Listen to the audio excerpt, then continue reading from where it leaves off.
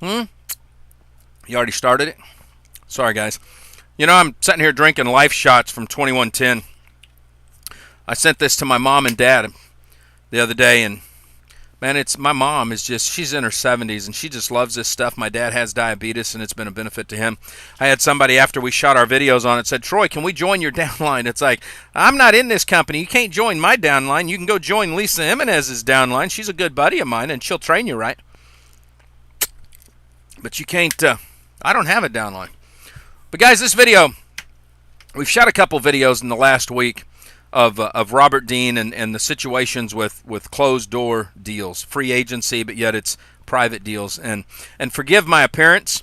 I'm getting ready to head to Vegas, so we're shutting everything down, packing up the equipment, going out for the Association of Network Marketing Professionals annual conference. I'll be out there. We'll do our radio shows out there. It's going to be some fun times. So I'm in my work clothes, but I wanted to get this out before I shut down for the day.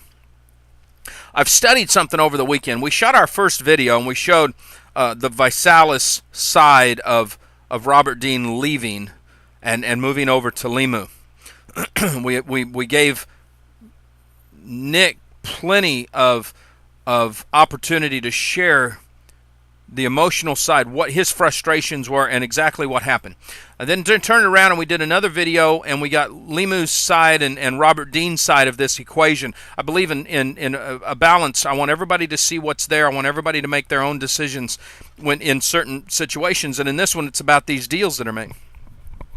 But something's happened that I've seen here, and it's nothing new. It's something that I've tracked, I've analyzed. Most of you guys know my background, so analyzing everything in the people business, that's how we stayed alive when I was doing bounty hunting, is to make sure that we knew everything that was going around. And what I'm seeing right now is something that's very unique. See, with a divorce rate in America at 50%, with websites starting up like Ashley Madison, where you can stay married but go have an affair. We know that the commitment level in the United States is not what it used to be, and people are very emotional. They quit very early. They get frustrated at their mate because of a lack of communication. So relationships break. We see more lawsuits today than we ever have in the past. So as I've excuse me, we got red tide coming in. As I study this situation, I have received some great emails and stuff.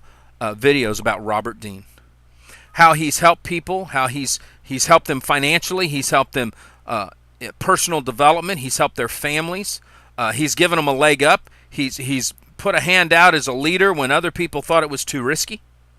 On the other hand, I've gotten plenty of videos and email responses of people that say Robert Dean is the worst guy under the sun.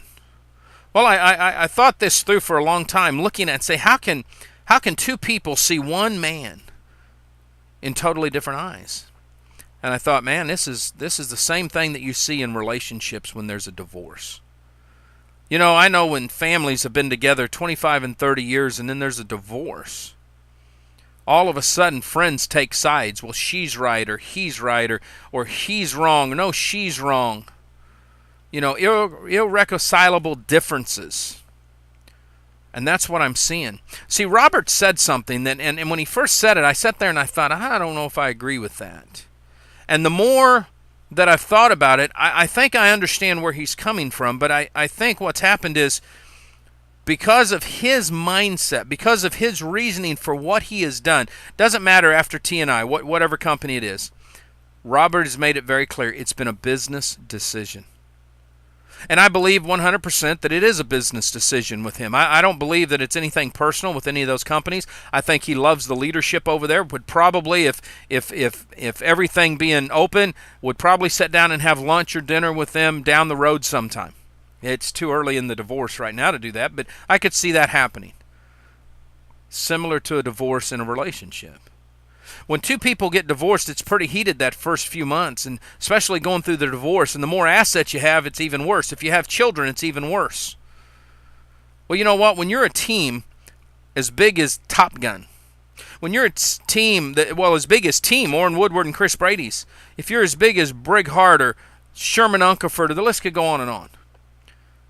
You really are raising up children. I mean, it's a lot of the same thing. So when when a person says we're moving, when people say we've already moved, and all of a sudden the rumors start to hit, there's this feeling that goes in your gut that I've been betrayed. It didn't happen like it was supposed to. Now I'm stuck in this company over here, and Robert's left me. My top leaders have left me, and how am I going to survive? And the more I looked at this, I'm going to put some stuff up on the blog post because it shows a very passionate email that I want to share. And I'm gonna keep the name of the person that wrote this email out of it. That's not important, but it's a beautiful email from somebody that loves Robert Dean like a father. Then I'm going to put up a video of somebody that really doesn't like Robert Dean, and he's taken clips. And this is what started. When I watched this video and I saw Robert so passionately saying T&I is the company, they're going to have it on my tombstone. And then a few months later he was gone. I understood all of us. I mean, it was like a light bulb went on, but I understood where people were coming from. See, I believe in signing on to the brand. You sign on to a brand, you sign on the dotted line, you bust your butt, you do everything you can to build that brand.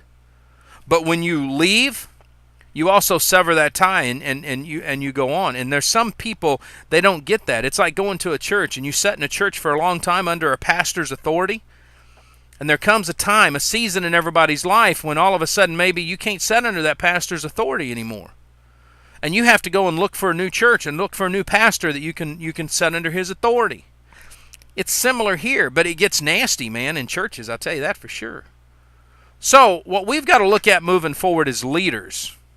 I'm not talking about big dog leaders. I write about that in the Secret Chronicles of MLM. But I'm talking about we as individuals, as leaders, must always be as truthful, authentic, transparent, upfront as we can be.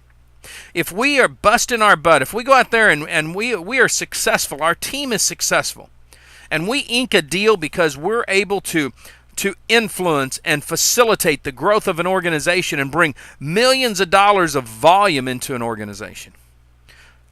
And some company out there says, we want you. Then we probably should be straight up and honest with folks and say, you know what? This is a business transaction.